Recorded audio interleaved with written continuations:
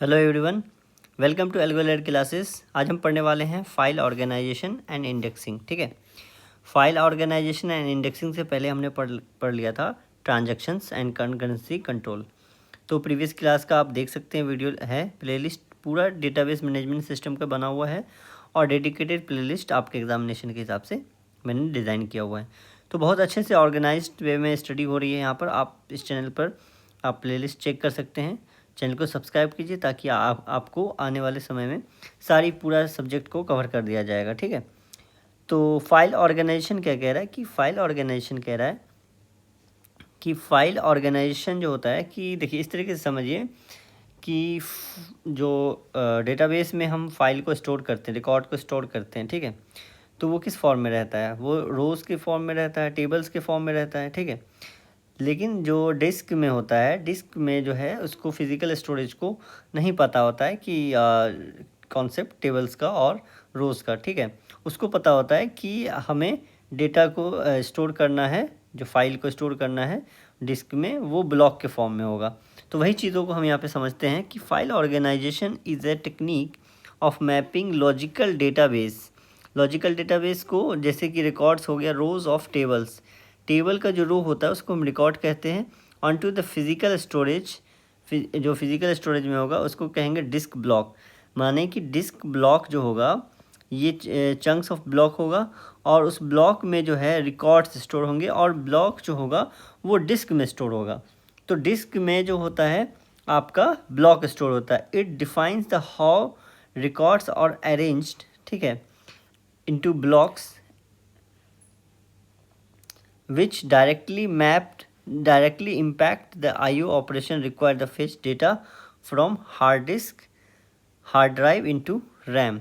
यानी कि जो आपका हार्ड डिस्क से रैम में आता है वो पूरा ब्लॉक आता है, ना कि आपका कोई पर्टिकुलर रिकॉर्ड आता है। आपको अगर जो फाइल ऑर्गेनाइज क्या करेगा, फाइल ऑर्गेनाइजेशन जो है वो यही चीज़ अरेंज करता है कि जो आपके रैम में आएगा हार्ड डिस्क से, हार्ड ड्राइव से, वो आएगा एक ब्लॉक के फॉर्म में। ब्लॉक में जो है मल्टीपल रिकॉर्ड्स मौजूद होंगे।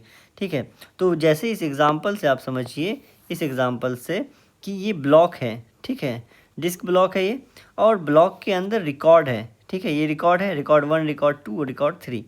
इस रिकॉर्ड में इस रिकॉर्ड में क्या होगा, रिकॉर्ड का मतलब रोज ऑफ टेबल आपका, जैसे कि यहाँ पर इसको इस तरीके से समझिए कि जैसे टेबल बना हुआ है,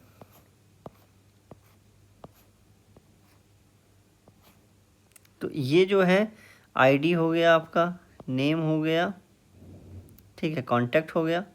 तो ये जो आपका है ये रिकॉर्ड हो गया एक, ठीक है, रोज ऑफ टेबल, ये इसका रो हो गया, इसका रिकॉर्ड अलग होगा। तो मल्टीपल रिकॉर्ड्स जो है वो जो है एक ब्लॉक में स्टोर होगा, और इस तरीके से ये ब्लॉक 2 है और ये ब्लॉक 3 है। तो database is a collection of files, यानी कि डेटाबेस जो होता है कलेक्शन ऑफ फाइल्स होता है। पहले तो आप यहाँ से समझिए, block is a collection of records. Records क्या होता है, कलेक्शन ऑफ रोज़। ठीक है, तो रोज़ को हम रिकॉर्ड्स कहते हैं, रोज़ ऑफ टेबल, जैसे आप समझ लीजिए इसको, रोज़ ऑफ ए टेबल। ठीक है, तो ये एक प्रकार से रिकॉर्ड हो गया। तो ब्लॉक क्या हो गया, कलेक्शन ऑफ रिकॉर्ड को कहते हैं ब्लॉक, और उसके बाद फाइल किसको कहेंगे, कलेक्शन ऑफ ब्लॉक्स को। ठीक है, अब इसका जैसे कि यहाँ पर फाइल क्या हो गया, ये ब्लॉक, ये ब्लॉक, ये ब्लॉक, ये कलेक्शन ऑफ पूरा डेटाबेस फाइल हो गया। तो कलेक्शन ऑफ ब्लॉक है, तो कलेक्शन ऑफ ब्लॉक्स को कह देंगे हम फाइल। और डेटाबेस और जो कलेक्शन ऑफ फाइल्स, तो कलेक्शन ऑफ फाइल्स, ये फाइल्स हो गया, ये एक फ़ाइल है, दूसरा एक फ़ाइल होगा, तीसरा एक फ़ाइल होगा, या यहाँ पे कलेक्शन ऑफ फाइल हो गया। तो ये अपने आप में डेटाबेस बन गया। ठीक है, तो इसको इस तरीके से कहा जा रहा है। उसके बाद consider a student table. Suppose एक स्टूडेंट टेबल है, the hard disk isn't aware the tables और रोज़। हार्ड डिस्क को नहीं मालूम कि वो टेबल्स है या उसके रोज़ में है। ठीक है, ये सिर्फ हार्ड डिस्क क्या समझता है कि वो एक चंक्स ऑफ ब्लॉक है जिसका साइज़ 4 KB है।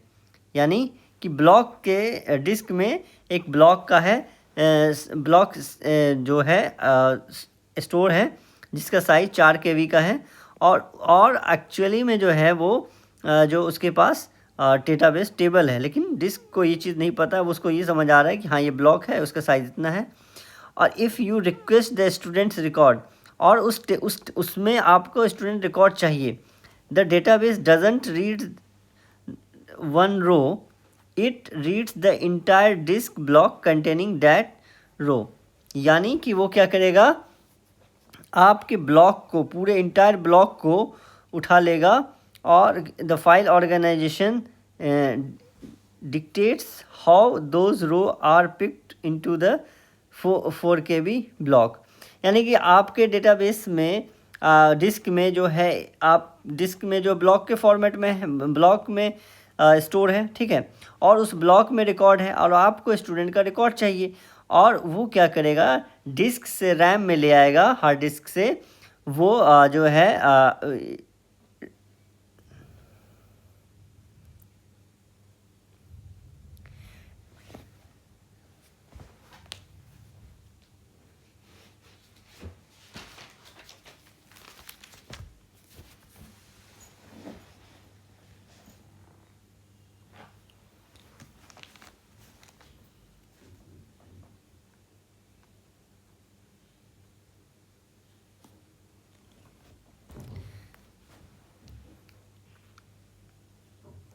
तो डिस्क से रैम मिलाएगा ब्लॉक के फॉर्म में, और उसके बाद उस ब्लॉक से क्या करेगा कि जो उसका रिकॉर्ड होगा, फिर वहाँ से रिकॉर्ड को फाइंड किया जाएगा, ठीक है। तो यानी कि डिस्क से पूरा इंटायर ब्लॉक जो है उठा दिया जाता है, ठीक है। उसके बाद देखिए कि रिकॉर्ड्स क्या होता है, व्हाट इज़ ए रिकॉर्ड।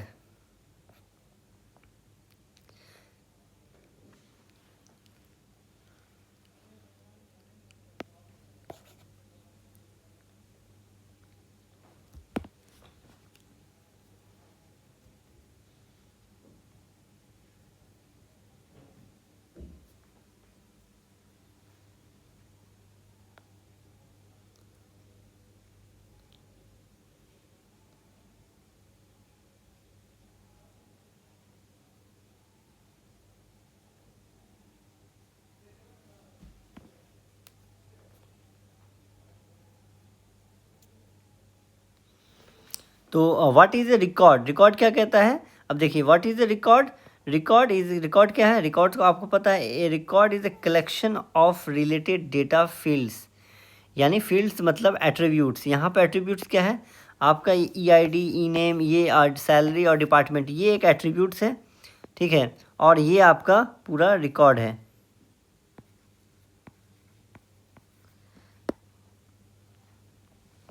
ये क्या है, एट्रीब्यूट है। आप स्टार्टिंग रिलेशन वाले में, रिलेशन मॉडल में पढ़ा होगा, ठीक है। और treated as a single unit, ये पूरा एज ए सिंगल एंटिटी माना गया है, ठीक है।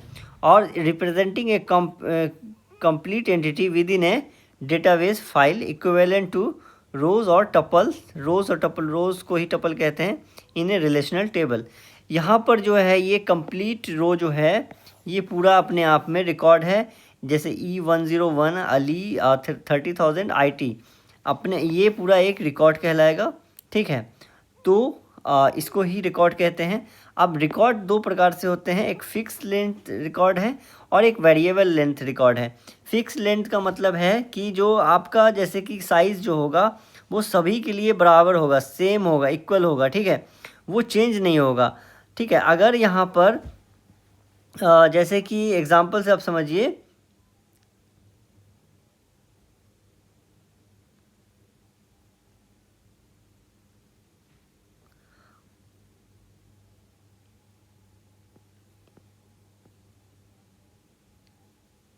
EID है, ठीक है।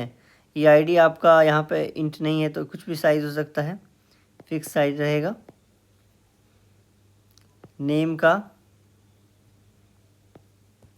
कैरेक्टर ले लिया, कैरेक्टर जो कैरेक्टर यूज़ होता है ये डेटा टाइप, तो वो जो है वो फिक्स ही रहता है कैरेक्टर जो है, और वेरिएबल जो होता है वो वैरचर होता है, ठीक है। तो यहाँ पर क्या होगा कि रिकॉर्ड 1 जो है 100 बाइट्स लेगा, रिकॉर्ड 2 जो है 100 बाइट्स लेगा, रिकॉर्ड 3 जो है वो भी 100 बाइट्स लेगा। यानी कि ये फिक्स्ड रहेगा, इसमें चेंजेस नहीं होंगे, सबको सिमिलर रखेगा, ठीक है। वेरिएबल में होगा, जिसको जितनी ज़रूरत है उसके हिसाब से उसको अलॉट करेगा, तो इसलिए कहते हैं इसको वेरिएबल लेंथ रिकॉर्ड, ठीक है। उसके बाद आ जाइए disk storage, block size and blocking factor. तो डिस्क ब्लॉक क्या होता है? डिस्क में जो block, secondary storage is divided into the fixed chunks called disk block. यानी डिस्क स्टोरेज में जो होगा, हार्ड डिस्क में स्टोरेज होगा, वो जो है ब्लॉक के फॉर्म में इसको डिवाइड किया जाएगा, जिसको कहेंगे डिस्क ब्लॉक। जैसे 4 KB का है, आप यहाँ पर जैसे देखिए, यहाँ पर डिस्क ब्लॉक क्या हो गया, ये एक 4 KB का हो गया, ठीक है। उसके बाद ये भी 4 KB का हो गया, ये भी 4 KB का हो गया। तो इस तरीके से जो है जो डिवाइड किया गया है चंक्स में। तो the database transfer data between disk and RAM in block level unit, not individual record. यानी कि कहा गया है कि डिस्क से जो है ये ब्लॉक जो है, ये इतना कि रिकॉर्ड इसमें रैम में नहीं आएगा, और ये जो ब्लॉक है ये रैम में उठ के आएगा। चाहे आपको रिकॉर्ड 2 चाहिए तो भी ब्लॉक 1 आपका पूरा उठ के आएगा। अगर रिकॉर्ड 6 चाहिए तो ब्लॉक 2 जो है वो पूरा उठ के आएगा, ना कि रिकॉर्ड 6 आएगा रैम में डिस्क से, ठीक है। ये चीज़ कहता है। उसके बाद डिस्क साइज़ क्या कहता है कि block size is the amount of data that can be stored in one disk block. यानी कि जो उसका साइज़ है डिस्क के ब्लॉक के अंदर टोटल अमाउंट ऑफ डेटा रहेगा, उसको कहेंगे ब्लॉक का साइज़, ठीक है। ब्लॉक फैक्टर क्या होता है? ब्लॉक फैक्टर जो निकालते हैं ब्लॉक फैक्टरिंग, उसमें कैसे निकालते हैं? सीलिंग वैल्यू जो फ्लोर वैल्यू जो होता है, फ्लोर वैल्यू में block size upon record size का फ्लोर वैल्यू, ठीक है। यानी कि अगर सपोज़ आपके पास ब्लॉक साइज़ जो है, ब्लॉक साइज़ जो है आपका 1000 है, ठीक है, ये ब्लॉक साइज़ दिया हुआ है। उसके बाद रिकॉर्ड साइज़ आपका दिया हुआ है, रिकॉर्ड साइज़ दिया हुआ है 100। तो ब्लॉक फैक्टर कितना हो जाएगा? ब्लॉक फैक्टर हो जाएगा इसका फ्लोर वैल्यू, यानी कि 1000 डिवाइड बाय 100। यहाँ पर पॉइंट में नहीं आ रहा है तो फ्लोर वैल्यू का कोई ये नहीं है, सीधा ब्लॉक फैक्टर आपका 10 आ जाएगा। और टोटल डिस्क ब्लॉक कैसे निकलेगा? टोटल डिस्क ब्लॉक का मतलब हो गया आपका, आर का मतलब है total number of records in the file. Total number of records कितना है? 100, ठीक है। ब्लॉक फैक्टर कितना निकला ब्लॉक फैक्टर आपका 10। तो यहाँ पर हो गया आपका 10 रिकॉर्ड्स जो होगा आपका हर एक ब्लॉक में रहेगा, ठीक है। तो ये आपका डिस्क ब्लॉक निकालने का एक फार्मूला होता है। आपसे इतना भी क्वेश्चन जो है टीचिंग एग्ज़ाम्स में इसी लेवल का छोटा छोटा सा आता है, ठीक है। बाकी इतना सफिशिएंट है। ये स्लाइड्स आपको मैं टेलीग्राम पे दे दूँगा। अब देखिए इंडेक्सिंग क्या होती है। इंडेक्सिंग का मतलब क्या हो जाता है? इंडेक्सिंग जो होता है एक्चुअल डेटा से निकालकर एक अलग अलग डेटा, मतलब इसको ये समझिए कि इंडेक्सिंग का मतलब कि इंडेक्सिंग एक एडिशनल डेटा स्ट्रक्चर है, ठीक है, जो मेन डेटाबेस टेबल से निकाल के उसके अलावा बनाई जाती है, ठीक है। तो यहाँ पर क्या कहा जा रहा है कि indexing is an auxiliary secondary data structure use to drastically reduce the IO cost required to find record. यानी IO कॉस्ट को रिड्यूस कर देता है। यानी कि हम क्या करते हैं कि क्या होता है, सिस्टम करता है कि डेटाबेस से आपका डेटाबेस को एक्सेस करने के लिए क्या करता है, वो ब्लॉक के फॉर्म में हार्ड डिस्क से यानी डिस्क स्पेस से उठाकर रैम में लाता है। लेकिन ये हर ब्लॉक को सर्च कर कर के लाने पे और उसके बाद ढूंढना थोड़ा सा मुश्किल हो जाता है। तो लेकिन अगर इंडेक्सिंग यूज़ करेंगे, सपोज़ अगर आपको एक डेटाबेस मैनेजमेंट सिस्टम की बुक है, उसमें नॉर्मलाइजेशन पढ़ना है, तो आप 1 बाय 1 पेज पे नहीं जाएंगे। आप सबसे पहले सर्च करेंगे, बुक ओपन करेंगे, बुक में इंडेक्स चैप्टर का डिटेल्स रहता है जिसमें इंडेक्सिंग की गई होती है। उसमें आप देखेंगे नॉर्मलाइजेशन टॉपिक है और उसके बाद वो कितने पेज पर है, और उसके बाद उस पेज पे डायरेक्ट आप चले जाएंगे। तो यही कॉन्सेप्ट इसी प्रकार से होता है आपका कि इसमें भी तो इसमें क्या किया जाता है कि एक अलग से फाइल बनाई जाती है जिसमें जो है क्या रहता है, सर्च की रहता है और ब्लॉक पॉइंटर रहता है। ब्लॉक पॉइंटर एक प्रकार का एड्रेस हो गया, उसका सर्च का पॉइंटर हो गया जो ब्लॉक पे जाना है, क्योंकि जो डेटाबेस में जो रिकॉर्ड है हमको चाहिए वो रिकॉर्ड जो है ब्लॉक के अंदर, रिकॉर्ड जो रहेगा वो किसी ब्लॉक के अंदर। डिस्क में जो है, डिस्क तो ब्लॉक को समझता है, तो डिस्क से हम रोटेट करेंगे डेटाबेस पे, तो डेटाबेस डिस्क से जाएंगे डेटाबेस पे तो वो ब्लॉक पॉइंटर से जाएगा, तो ब्लॉक पॉइंटर के पास रिकॉर्ड्स है और हमको रिकॉर्ड चाहिए। हमें जब रिकॉर्ड चाहिए तो हमें जो रिकॉर्ड चाहिए वो सर्च की हो गया और वो जिस ब्लॉक पॉइंटर पे है वहाँ से पॉइंट करेगा। तो उसी के कई प्रकार है, जो डेंस इंडेक्सिंग है स्पार्स इंडेक्सिंग है, तो हम आगे देख लेंगे। ठीक है, तो यहाँ पे क्या क्यों ज़रूरत पड़ जाती है इंडेक्सिंग की। इंडेक्सिंग का मतलब है कि हमारे पास बहुत ज़्यादा लार्ज साइज में, सपोज देखिए कि 10 GB का आपके पास डेटा है, डेटाबेस, ठीक है, यानी कि बहुत मिलियंस ऑफ रिकॉर्ड्स है उसमें। तो उसमें इतने सारे रिकॉर्ड्स हैं तो आप कैसे सर्च करेंगे, उसमें ब्लॉक बाय ब्लॉक सर्च करेंगे तो बहुत ज़्यादा मैसिव IO टाइम लग जाएगा, बहुत ज़्यादा टाइम उसमें हो जाएगा विदाउट इंडेक्सिंग। ठीक है, अगर हम इंडेक्सिंग यूज़ करेंगे तो जो स्पेसिफिक हमें चाहिए था हम उस ब्लॉक में जाएंगे, और या तो हमें अगर स्पार्स डेंस इंडेक्सिंग से हमें है ना डायरेक्ट मिल जाएगा और स्पार्स इंडेक्सिंग में हमें ब्लॉक मिल जाएगा, तो वो चीज़ें हैं।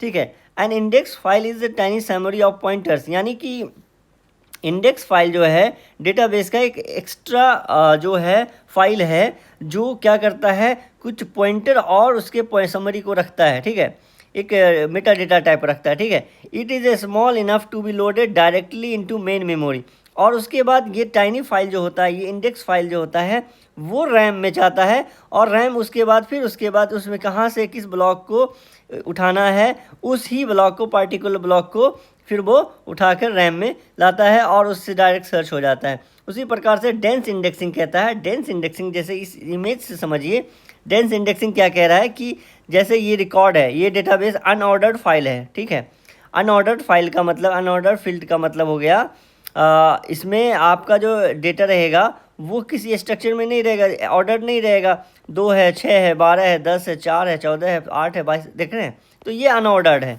अनऑर्डर्ड है तो उसके बाद उसका ब्लॉक फैक्टर से ब्लॉक निकल, उसका जो इंडेक्सिंग निकल गया।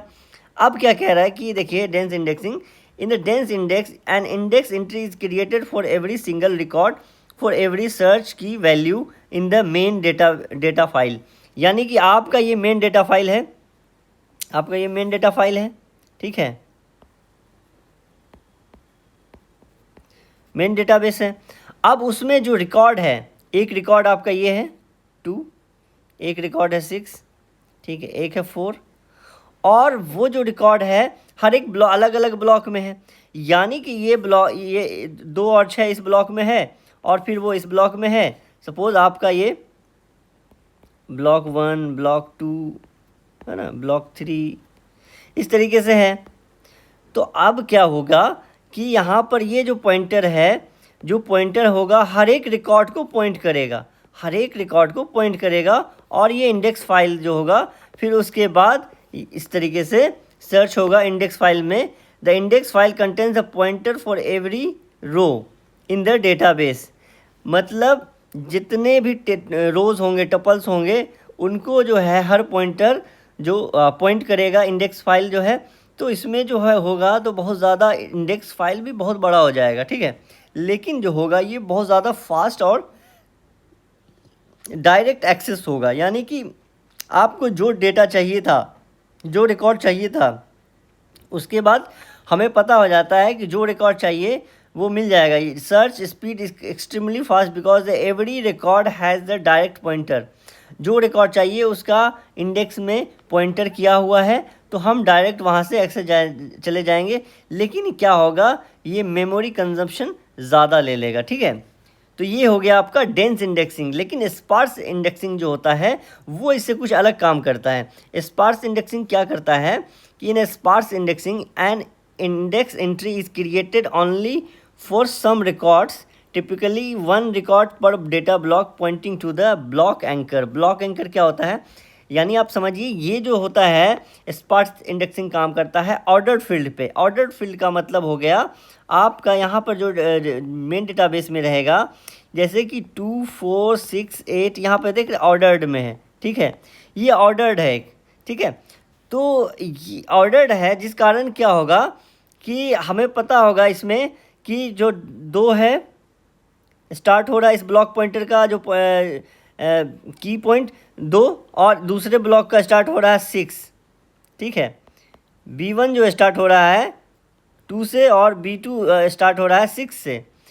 तो अगर मुझे 5 चाहिए तो 5 के लिए कंपैरिजन हो जाएगा कि B2 और B1 में, ठीक है। तो B2 और B1 में कंपैरिजन हो जाएगा, तो स्टार्टिंग पॉइंट 6 है, तो यानी कि इस 5 जो है इसी में होगा आपका B1 में।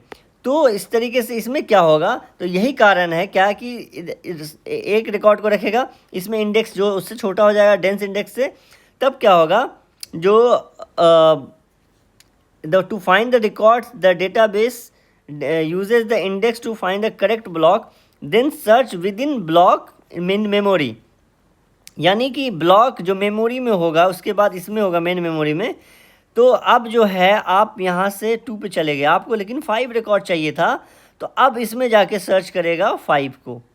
तो यहाँ पर जाकर थोड़ा सा ये स्लो हो जाएगा, लेकिन ये स्पेस जो है कम लेगा, required the significantly less storage space, but मतलब ये भी अच्छा काम करेगा, ठीक है। ये भी आपको इंडेक्सिंग के थ्रू ये आपको डेटा रिकॉर्ड ले आएगा। बस इसमें दिक्कत इसमें विदाउट इंडेक्सिंग वाले से ब्लॉक टू ब्लॉक सर्च करने से बेटर होगा स्पार्स इंडेक्सिंग, ठीक है। उसके बाद देखिए टाइप्स ऑफ इंडेक्सिंग क्या कहते हैं। टाइप्स ऑफ इंडेक्सिंग, जो इंडेक्सिंग सर्च करने के कई तरीके से हो सकते हैं कि आप एक तो ऑर्डर्ड फील्ड पहले तय कीजिए, किस फील्ड किस तरीके से सर्च किया जाएगा, आपका टेबल किस तरीके से है, ऑर्डर्ड फील्ड है और एक अनऑर्डर्ड फील्ड है। अगर ऑर्डर्ड फील्ड है तो ऑर्डर्ड में आपको किस तरीके से की से सर्च करना है, ठीक है। तो प्राइमरी की इंडेक्स का यूज़ करेंगे, नॉन की सर्च करना है क्लस्टरी इंडेक्स सर्च कीजिए। की से सर्च करने का मतलब ऑर्डर्ड फील्ड में अगर आप की यूज़ कर रहे हैं तो यानी कि आपका इंडेक्स ब्लॉक पॉइंटर जो है किसको पॉइंट करेगा, आपके प्राइमरी की को पॉइंट करेगा, की को अल्टरनेट की को पॉइंट करेगा, यानी कि वो जो यूनिक होना चाहिए यहाँ पर जो होगा यूनिक होगा, ठीक है। वो डुप्लीकेट नहीं यूज़ हो सकता, तो प्राइमरी की यूज़ नहीं करेगा। और क्लस्टरिंग का मतलब क्या हो जाता है, क्लस्टर जो बनाता है नॉन की वो ग्रुप बनाता है ना। इसमें कुछ कुछ होंगे, ये आईटी हो गया, ये सेल्स हो गया, ये मैनेजर हो गया। तो यहाँ पर क्या होगा, नॉन की होगा। डुप्लीकेट की बात हो रही है तो वो की नहीं हो सकता, तो वहाँ पर वो नॉन की हो गया, तो वो क्लस्टरिंग इंडेक्स हो गया। उसके बाद अनऑर्डर्ड क्या हो गया, सेकेंडरी इंडेक्स जो होता है या तो की वैल्यू के साथ और नॉन की के साथ, तो वो अनऑर्डर्ड फील्ड को ये लेता है। तो यहाँ पर देखिए ये जो रहेगा ये एग्जाम्पल आपका हो जाएगा किसका, स्पार्स इंडेक्स का, क्योंकि ऑर्डर्ड फील्ड पे हो रहा है काम, तो ये आपका स्पार्स इंडेक्स में हो जाएगा। और ये आपका क्या हो जाएगा, अनऑर्डर्ड है, तो ये आपका हो जाएगा किसमें, डेंस इंडेक्स में, ठीक है। अब उसके बाद देखिए प्राइमरी इंडेक्स क्या कहता है।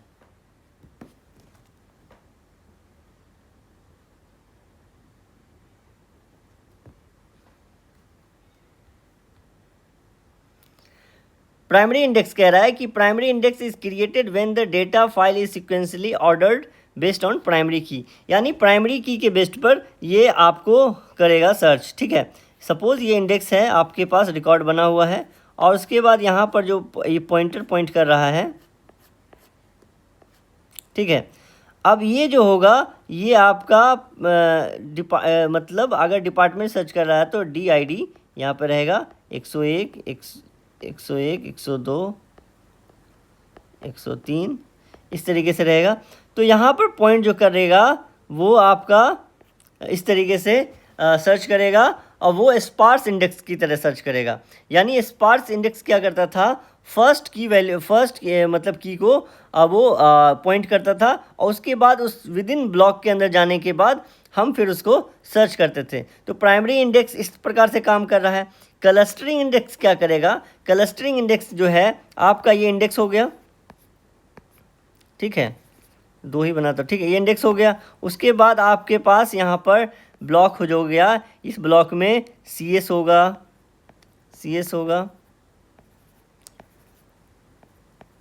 IT यानी DBMS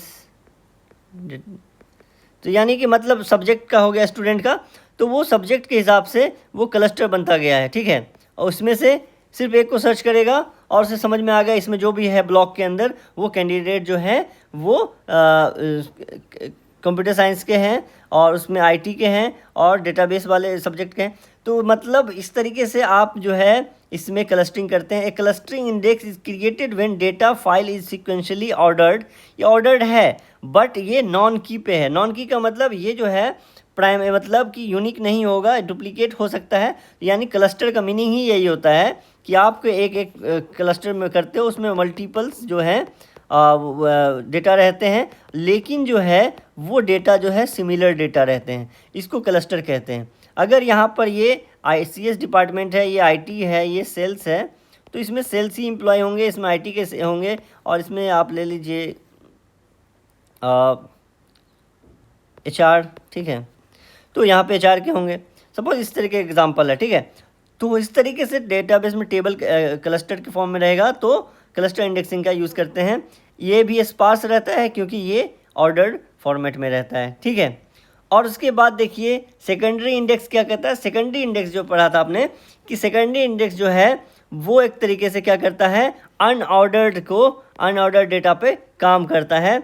तो उसमें क्या होता है, दोनों तरीके से काम किया जा सकता है, एक की के थ्रू, एक विदाउट मतलब डुप्लीकेट की, नॉन की का मतलब हो गया या तो डुप्लीकेट हो सकता है, यूनिक भी मतलब सिंगल भी हो सकता है, लेकिन की जो है वो 100% जो है यूनिक होना चाहिए, उसका डुप्लीकेट नहीं होना चाहिए। और सेकेंडरी इंडेक्स जो है अनऑर्डर्ड होने के कारण, ये जो है अनऑर्डर्ड होने के कारण डेंस इंडेक्स कहलाता है। डेंस का अनऑर्डर्ड होने के कारण क्या हो जाता है, ये डेंस इंडेक्सिंग का यूज़ करता है, इसलिए डेंस इंडेक्स इसको कहा जाता है सेकेंडरी इंडेक्स को, ठीक है।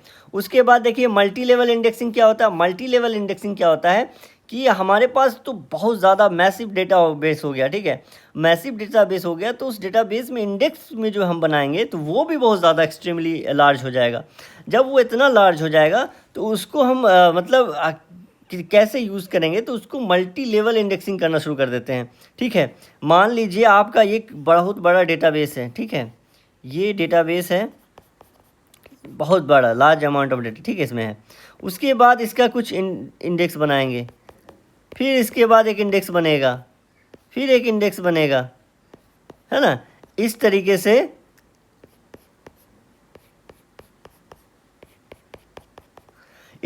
इंडेक्सिंग जो हो रहा है, मल्टी लेवल में इंडेक्सिंग हो रहा है, तो इसलिए मल्टी लेवल इंडेक्सिंग कहते हैं। तो ये स्ट्रक्चर देखने के बाद आपको कुछ लग रहा होगा कि ये ट्री के फॉर्म में है, ये पेरेंट है, ठीक है, और ये उसके चाइल्ड है, ठीक है।